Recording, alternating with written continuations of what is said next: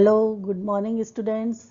आज हम एनसीएफ 2005 के अनुसार आकलन का अध्ययन करेंगे कि एनसीएफ 2005 में आकलन किस प्रकार दिया गया है, उसके अनुसार आकलन कैसा होना चाहिए, आकलन में किन किन बातों का समावेश होना चाहिए, उसका हम अध्ययन करेंगे।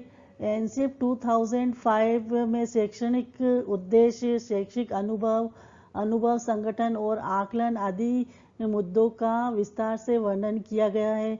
हम जानते हैं कि ये शिक्षा के विभिन्न पहलुओं के बारे में बताता है। ये पूर्व प्राथमिक शिक्षा कैसी होनी चाहिए, प्राथमिक शिक्षा कैसी होनी चाहिए, उच्च प्राथमिक, माध्यमिक और जो महाविद्यालय शिक्षा है, उच्च वर्ग की शिक्षा है, वह कैसी होनी चाहिए, उसके बारे में ये संपूर्ण जानकारी देता है। लेकिन आज हम इसका एक बिंदु का अध्ययन करें कि इसके अनुसार आकलन कैसा होना चाहिए विद्यालयों में, इसका हम आज अध्ययन करेंगे।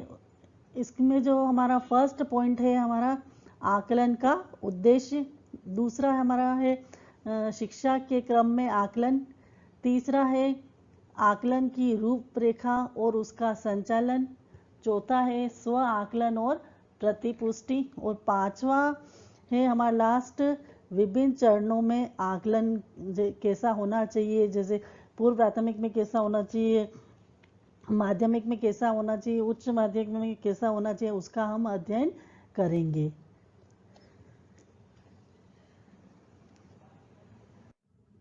सबसे पहला पॉइंट है हमारा आकलन का उद्देश्य, कि जो आकलन का उद्देश्य क्या होना चाहिए, हम किन बिंदुओं को लेकर हमें आकलन करना चाहिए। तो सबसे फर्स्ट है मूल्यांकन, आलोचनात्मक प्रतिपुष्टि देने का तरीका होना चाहिए।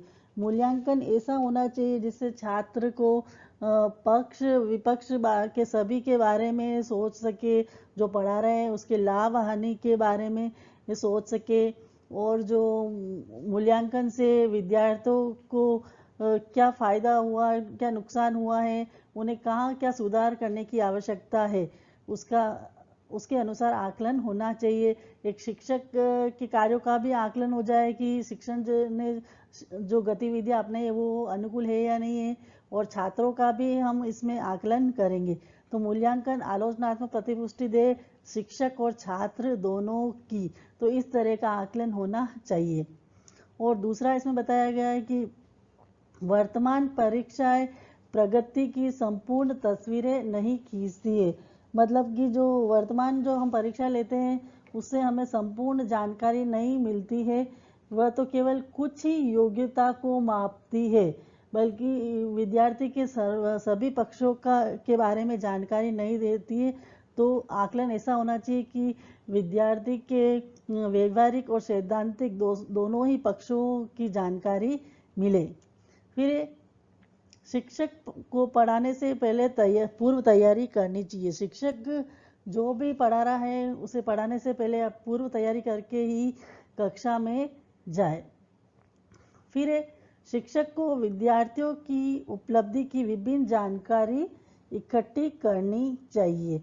एक शिक्षक को विद्यार्थी के शैक्षिक शैक्षिक दोनों ही पक्षों की वर्ष भर जानकारी इकट्ठी करनी चाहिए कि बालक का IQ लेवल क्या है, उसकी रुचि क्या है, उसकी सृजनात्मकता कैसी है, वह किस मेथड से जल्दी समझता है, कौन सी परीक्षाएं बच्चों के लिए उपयुक्त है, उसके सभी पक्षों की जानकारी शिक्षक को होनी चाहिए, सैद्धांतिक और व्यवहारिक, यहाँ तक कि उसके परिवार की जानकारी भी शिक्षक को रखनी चाहिए, उसके अनुशासन का, उसके घर का माहौल, सभी कुछ पूरी ऑल ओवर जो जानकारी है एक शिक्षक को विद्यार्थियों के बारे में इकट्ठी करनी चाहिए। और इस तरह वो शिक्षक अगर आकलन करेगा तो लास्ट में वो अच्छा मूल्यांकन उसका कर सकेगा। फिर विद्यालयों के उन लक्ष्यों पर पुनः विचार और सुधार करना चाहिए जो विद्यालयों के विभिन्न चरणों के लिए तय किए गए हैं। जो लक्ष्य लेकर हमने पाठ्यचर्या बनी है, पाठ्यक्रम बनाए हैं, उन लक्ष्य और उद्देश्यों की पूर्ति हो या नहीं रही है, इनको भी ध्यान में रखना चाहिए, और अंत में यह देखना चाहिए कि हमारे जो पाठ्यक्रम सही है या नहीं है, और उससे हम अपने उद्देश्यों की पूर्ति कर पा रहे हैं नहीं कर पा रहे, या हमें कहाँ क्या सुधार की आवश्यकता है, हमने प्राथमिक कक्षाओं में क्या लिया है, उच्च माध्यमिक में क्या लिया है, महाविद्यालय शिक्षा में क्या लिया है। तो सभी का लक्ष्यों पर पुनः विचार करना चाहिए और उन्हें समय समय पर उसमें सुधार करते रहना चाहिए। फिर नेक्स्ट है, आकलन का मतलब नियमित परीक्षण नहीं होता है, परीक्षण नहीं बल्कि दैनिक गतिविधियां और अभ्यास का उपयोग करना है। आकलन का मतलब नियमित परीक्षण नहीं बल्कि दैनिक गतिविधियां और अभ्यास का उपयोग करना है। मतलब कि हम उसका जो नियमित रोज रोज उसकी परीक्षा है, लिखित परीक्षाएं लेने की बजाय अगर हम उसकी जो वो विद्यालय में जो विभिन्न एक्टिविटी कर रहा है उसके माध्यम से भी हम उसका आकलन कर सकते हैं। फिर सुनियोजित आकलन और नियमित प्रगति रिपोर्ट उनके काम को प्रतिपुष्टि देते हैं। जैसे अगर एक शिक्षक बराबर एक विद्यार्थी का आकलन करता रहेगा वो प्रारंभ से ही, तो वह उसकी जो वो लास्ट में जब वो योगात्मक मूल्यांकन करेगा, मतलब उसकी प्रगति रिपोर्ट बनाएगा, तो वह सही बनेगी, क्योंकि उसने वर्ष भर स्टूडेंट के कार्यों को देखा है और समझा है, जिससे वह उसको प्रगति रिपोर्ट में उसके सही कार्य कर पा रहा है। फिर आकलन प्रतियोगिता की भावना को बढ़ावा देने वाला नहीं होना चाहिए। आकलन जो है उसमें जैसे प्रतिस्पर्धा की भावना नहीं हो, ऐसा हो उससे छात्रों का विकास तो होना चाहिए, लेकिन ज़्यादा उनमें कुछ हीन भावना नहीं आ जाए, ऐसा आकलन नहीं होना चाहिए। फिर आकलन विश्वसनीय होना चाहिए, मतलब आकलन विश्वसनीय होना चाहिए, मतलब आकलन में जो उसकी विशेषता है वो सारी होनी चाहिए, जैसे उसमें वैधता, विश्वसनीयता, व्यापकता सभी कुछ समावेश होना चाहिए। जिन उद्देश्यों को लेकर हमने आकलन किया है उससे उसकी पूर्ति होनी चाहिए, उसमें व्यापकता होनी चाहिए, यानी कि सभी क्षेत्रों उसमें सम्मिलित होने चाहिए। फिर ये आकलन उपचारात्मक एवं निदानात्मक होना चाहिए, मतलब आकलन ऐसा होना चाहिए निदानात्मक, मतलब हम निदानात्मक मतलब होता है कि हम छात्रों की समस्याओं के बारे में जान सकें। तो आकलन से हमें छात्रों की जो जो समस्या आ रही है उसका पता चल जाना चाहिए, और अंत में हम उसको जानकर हम उसका उपचारात्मक कर दें, मतलब उस समस्या को सुलझा दें। फिर दूसरा है हमारा शिक्षण के क्रम में आकलन। शिक्षण के क्रम में आकलन कैसा होना चाहिए, इसके लिए जो है विशिष्ट परीक्षाओं की आवश्यकता नहीं होती है। एनसीए 2005 के अनुसार ये कि जितनी हम परीक्षाएं रिटर्न परीक्षाओं पर ध्यान नहीं दे, पेपर पेंसिल टेस्ट को इन्होंने ज़्यादा महत्व नहीं दिया है, बल्कि इनके लिए ये कि हम छात्रों को विभिन्न गतिविधियां आयोजित कराकर उन्हें अगर हम पढ़ाएंगे तो बच्चा ज़्यादा सीखेगा। जैसे विज्ञान विषय है उसमें हम उसको प्रैक्टिकल करवाएंगे, भूगोल है तो हम उसको फील्ड स्टडी कराएंगे, इतिहास है तो हम उसे कहीं बाहर ले जाकर उसे प्राचीन सभ्यताओं के बारे में बताएंगे। जो इस प्रकार एक्टिविटी बेस्ड जितनी हम एक्टिविटी का इस्तेमाल करके छात्रों का आकलन करेंगे तो ज़्यादा बेहतर होगा। फिर शिक्षक को साप्ताहिक डायरी बनानी चाहिए, मतलब शिक्षक के पास एक शिक्षक दैनंदिनी होती है, उसमें उसे प्रतिदिन का रिकॉर्ड रखना चाहिए, बल्कि उसकी और उसे एक एक स्टूडेंट के बारे में उसमें जानकारी लिखनी चाहिए कि इस स्टूडेंट की क्या विशेष योग्यता है, क्या रुचि है और कहाँ इसमें सुधार की आवश्यकता है। अगर स्टूडेंट कोई अच्छा फीडबैक देते हैं तो उसको भी अपनी डायरी में नोट करना चाहिए। फिर आकलन ऐसा हो जो सीखने में आने वाली कठिनाइयों का पता लगा सके। यस, तो शिक्षक साल भर उसे देखेगा तो उससे पता पड़ेगा कि विद्यालय करिकुलम में कहाँ क्या समस्या आ रही, छात्रों को क्या समस्या आ रही है, शिक्षक को क्या समस्या आ रही है, या उसे कोई प्रशासनिक संबंधित तो कोई समस्या नहीं है, तो उनको पूरे करिकुलम की जानकारी हो जाएगी आकलन के माध्यम से, और एंड में वह उसका निवारण कर लेगा। फिर छात्रों में प्रतियोगिता आयोजित करनी चाहिए। छात्रों में विद्यालयों में विभिन्न प्रकार की प्रतियोगिता आयोजित करके उसे सिखाना चाहिए। फिर प्रयोगशाला और परियोजना के कार्यक्रम भी आयोजित करने चाहिए। विद्यालय में प्रयोगशाला भी होनी चाहिए और जो प्रोजेक्ट वर्क भी देकर विद्यार्थियों का आकलन करते रहना चाहिए।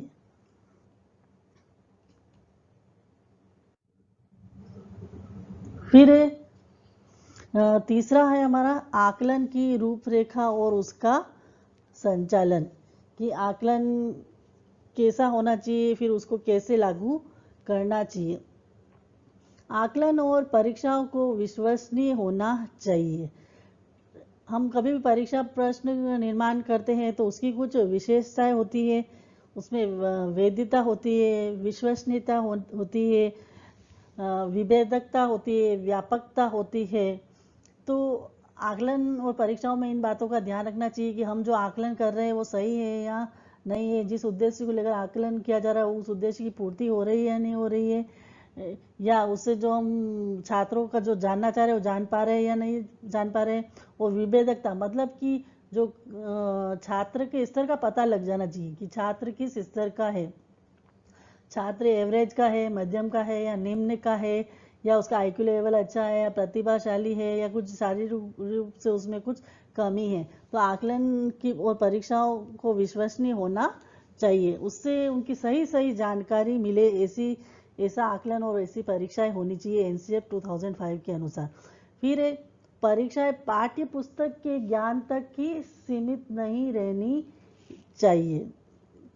मतलब परीक्षाओं में केवल हम पाठ्य पुस्तक के ज्ञान को ही सम्मिलित नहीं करें, बल्कि उससे जुड़ी हुई कुछ बाहरी चीज़ें हैं उसमें भी सम्मिलित करें। मतलब उसको कुछ एक्टिविटी से जोड़े, जैसे हिंदी है तो हम उसमें निबंध प्रतियोगिता आयोजित करें, कुछ वाद विवाद प्रतियोगिता आयोजित करें, कुछ साइंस है तो हम उसमें कुछ एग्जीबिशन लगाए, कुछ प्रयोगशाला आयोजित करें। तो ऐसे जो पाठ सम्मिलित करके परीक्षा करनी चाहिए। केवल पुस्तक के ज्ञान के आधार पर ही छात्रों का मूल्यांकन नहीं करना चाहिए। फिर परीक्षा यह जान सके कि बच्चों ने क्या सीखा।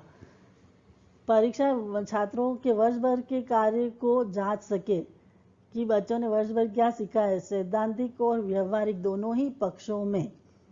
फिर परीक्षाएं बच्चों की सोचने की क्षमता को भी जांच सके कि परीक्षाओं से बच्चे का जो चिंतन स्तर है उसका कितना डेवलपमेंट हुआ है, उसमें सृजनात्मकता का विकास हुआ है नहीं है, उसमें कुछ उसमें परीक्षा ऐसी होनी चाहिए बच्चों में अमूर्त चिंतन, मूर्त चिंतन, अभिसारी चिंतन, अपसारी चिंतन आदि जो है वो भावनाएं उन बच्चों में पनपे। वो जो भी पढ़े वो केवल उसका स्मृति स्तर तक ही नहीं रहे, बल्कि वो उसे बोध स्तर पर ले जाकर उसका चिंतन कर सके, ऐसी परीक्षाएं होनी चाहिए। फिर ये आकलन के प्रश्न किताबी जानकारी से आगे हो, मतलब उसमें ये मैंने पहले भी बताया था कि किताबी जानकारी नहीं हो बल्कि उससे कुछ बाहरी दुनिया का भी उससे कुछ नॉलेज मिले, ऐसे प्रश्न बनाने चाहिए।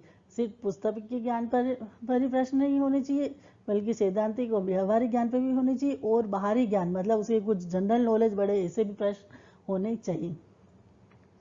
फिर मूल्यांकन में वैधता और विश्वसनीयता आदि होनी चाहिए, कि मूल्यांकन जिस उद्देश्य को लेकर हमने मूल्यांकन बनाया है, जिसको हम जानना चाह रहे हैं उससे उसकी पूर्ति हो रही है या नहीं उस मूल्यांकन से, यह भी बात ध्यान में रखनी चाहिए। फिर प्रश्न पत्र सरल हो, मतलब कि प्रश्न पत्र अत्यधिक कठिन नहीं हो, उसमें वस्तुनिष्ठ प्रश्न हो, रचनात्मकता क्रियाशीलता पर आधारित हो, और बच्चों के जो व्यवहारिक पक्षों को देखकर भी उसका मूल्यांकन करना चाहिए। फिर स्व आकलन और प्रतिपुष्टि। स्व आकलन और प्रतिपुष्टि एनसीएफ 2005 के अनुसार आकलन में बच्चों के स्व आकलन को भी सम्मिलित करना चाहिए कि बच्चा अपने स्वयं को जान सके, स्वयं की कमजोरियों को जान सके, स्वयं की अच्छाइयों को जान सके, वो अपनी योग्यताओं को पहचान सके, क्योंकि हर बच्चे को अपना अपना नॉलेज होता है। तो फर्स्ट स्टेज में विद्यार्थियों की मौजूदगी में जांच व सुधार कार्य होने चाहिए। शिक्षक जो भी कार्य करे उसमें स्टूडेंट को वो जरूर सम्मिलित करे और उस उसको बताते हुए वह उसमें कुछ सुधार कार्य करे। फिर ना केवल अधिगम के परिणाम बल्कि अधिगम के अनुभवों का भी मूल्यांकन होना चाहिए। इसमें जो स्टूडेंट ने वर्ष भर सीखा है उसके अधिगम अनुभव का भी मूल्यांकन होना चाहिए, और शिक्षक ने जो वर्ष भर सीखा है या वर्ष भर जो बच्चों को पढ़ाया है उससे क्या अनुभव हुए, तो उन दोनों के आधार पर ही मूल्यांकन होना चाहिए। फिर है कि बहुत छोटे बच्चे भी अपना आकलन कर सकते हैं। हाँ, बहुत छोटे बच्चे भी अपना आकलन कर सकते हैं, मतलब कोई भी बच्चा होता है वो अपना आकलन कर सकता है, वो अपनी कमजोरी को भी बता सकता है, अच्छाई को भी बता सकता है, तो वो स्वयं आकलन भी कर सकता है।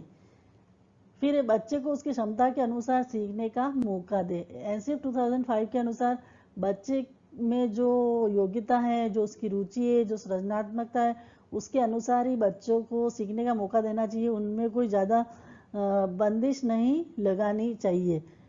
फिर रिपोर्ट कार्ड से समग्र दृष्टिकोण विकसित होता है।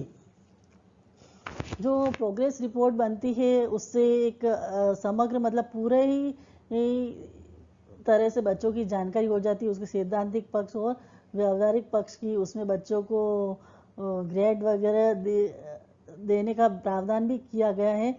समग्र दृष्टिकोण मतलब उसमें जीवन कौशल का भी उसमें पता चल जाता है कि बच्चे का सैद्धांतिक पक्ष कैसा है और व्यावहारिक पक्ष कैसा है रिपोर्ट कार्ड से। फिर बच्चे के स्व आकलन की स्थिति रिपोर्ट कार्ड में होनी चाहिए। एनसीएफ 2005 ने ही बताया था कि जो बच्चा अपना स्वयं का आकलन करता है उसकी रिपोर्ट भी उसके प्रोग्रेस कार्ड में होनी चाहिए। मतलब जो वर्ष भर बच्चे ने अपने आप को देखा है, अपनी कमजोरी और अच्छाई को पहचाना है, उसको भी रिपोर्ट कार्ड में ऐड करना चाहिए।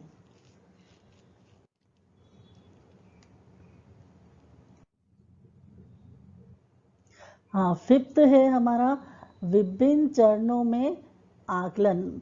मतलब इसमें जो विद्यालय है उसको जैसे पूर्व प्राथमिक शिक्षा, उच्च माध्यमिक शिक्षा और के बारे में बताया गया कि इन जो विभिन्न चरणों में आकलन अलग होना चाहिए, सभी का एक जैसा आकलन नहीं होवे। तो सबसे पहले लेंगे हम पूर्व प्राथमिक शिक्षा और प्राथमिक चरण की कक्षा 1 व 2। ये कक्षा 1 व 2 के बालक हम जानते हैं बहुत छोटे होते हैं वो, तो इन बच्चों का जो आकलन हो वो बच्चों की गतिविधियों पर और गुणात्मक कथन पर ही होना चाहिए। मतलब बच्चा जो वर्ष भर जो एक्टिविटी कर रहा है उसके अनुसार ही बच्चे का मूल्यांकन होना चाहिए। जैसे बच्चा बोल पा रहा है नहीं बोल पा रहा है, वो लिख पा रहा है नहीं लिख पा रहा है, उसे खेलने में कितनी रुचि है, वो उसका विद्यालय में वो एडजस्टमेंट हुआ है या नहीं हुआ है, तो इन पक्षों को लेकर वर्ष भर छात्र का आकलन करना चाहिए और फिर उसका मूल्यांकन करना चाहिए। क्योंकि बच्चे काफ़ी छोटे होते हैं कक्षा 1 व 2 के, तो इन पर हमें कुछ परीक्षाओं का ज़्यादा बोझ नहीं डालना चाहिए, बल्कि इनके खेल खेल में शिक्षा होनी चाहिए। बच्चों को स्वतंत्र वातावरण बाहर ले जाए, फिर उन्हें कुछ गतिविधि कराए और उन गतिविधियों के माध्यम से उनका आकलन कराए। फिर दूसरा आकलन के स्वास्थ्य और शारीरिक विकास का भी होना चाहिए। ये बहुत ही छोटे बच्चे होते हैं, तो इन बच्चों का स्वास्थ्य कैसा है, इनका एज के अकॉर्डिंग इनका शारीरिक विकास हो रहा है नहीं हो रहा है, इनका संवेगात्मक विकास हो रहा है नहीं हो रहा है, इनका भावात्मक विकास हो रहा है नहीं हो रहा है, तो इस प्रकार से उनका आकलन होना चाहिए। बच्चों के समय समय पर उनको स्वास्थ्य संबंधी सुविधाएं देनी चाहिए। तो आकलन इन बच्चों का गतिविधि बेस पे स्वास्थ्य और शारीरिक विकास के आधार पर करना चाहिए। फिर प्रतिदिन के कार्यों के आधार पर इनका आकलन होना चाहिए। एनसीएफ 2005 के अनुसार जो इन बच्चों का आकलन होगा जो इनके जो रोज की डेली की जो एक्टिविटी होगी उसके बेस्ड पर उसका आकलन होगा। फिर किसी भी हालत में बच्चों की लिखित और मौखिक परीक्षाएं नहीं होनी चाहिए। एनसीएफ 2005 ने इसको बिल्कुल ही परीक्षाओं को नकार दिया है। इस एज के जो बालक है, इस स्टेप की जो क्लासे कक्षा 1 व 2, इनके लिए कोई भी लिखित और मौखिक परीक्षाएं नहीं होनी चाहिए। परीक्षाएं तो होनी ही नहीं चाहिए, बस इन खेल खेल में खेल के आधार और एक्टिविटी कराए तो उसी के आधार पर शिक्षक उसका वर्ष पर आकलन करता रहे और उसका मूल्यांकन करे, उसके शारीरिक विकास का, उसके मानसिक विकास का, उसके गत्यात्मक विकास का, इन सभी विकास का उसका वो अध्ययन करे। फिर है नेक्स्ट है प्राथमिक चरण की कक्षा 3 से 8। अब वो फिर इसने एनसीएफ 2000 के अनुसार कक्षा 3 से 8 को इन्होंने अलग बांट दी है। तो कक्षा 3 से 8 के बच्चे कुछ इनसे बड़े होते हैं, तो इनके लिए फर्स्ट है कि मौखिक एवं लिखित परीक्षाएं अवलोकन करना चाहिए। इन बच्चों के लिए हम छोटी छोटी ओरल टेस्ट ले सकते हैं, रिटर्न टेस्ट कर ले सकते हैं और इनका वर्ष भर अवलोकन करके इनका मूल्यांकन करना चाहिए। मौखिक परीक्षा में हम कविताएं बुलवा सकते हैं, पोयम बुलवा सकते हैं, वो डिक्टेशन ले सकते हैं। और लिखित परीक्षाएं भी छोटी छोटी, जैसे मैच द फॉलोइंग, इस तरह से फिल इन द ब्लैंक्स, ऐसी जो आसान परीक्षा है इनको लेकर हम इनका मूल्यांकन कर सकते हैं। फिर बच्चों को उनके अवलोकन का पता होना चाहिए।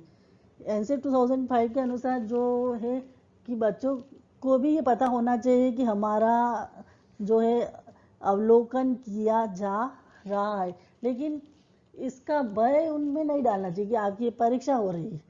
मतलब एक सहज रूप से इसमें करना चाहिए, खेल खेल में, उनपे बिना कोई मानसिक दबाव दिए बिना। फिर इस चरण पर दिए गए गुणात्मक कथन और अंक बहुत जरूरी है। यहाँ पर जो गुणात्मक कथन, जैसे कोई बच्चा खेल में अच्छा है तो हाँ ये अनुशासन इसका संतोषजनक है, इसका चरित्र संतोषजनक है, तो इस तरह कोई गुणात्मक कथन देकर उसकी रिपोर्ट कार्ड बनानी चाहिए और उन्हें अंक भी देने चाहिए। फिर कक्षा 5 से बच्चों के स्व मूल्यांकन की रिपोर्ट कार्ड में अवश्य शामिल करना चाहिए।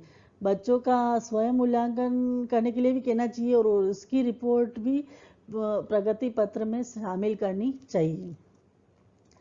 फिर परीक्षा छोटी छोटी होनी चाहिए, मतलब परीक्षा हर थोड़े थोड़े समय पर होवे।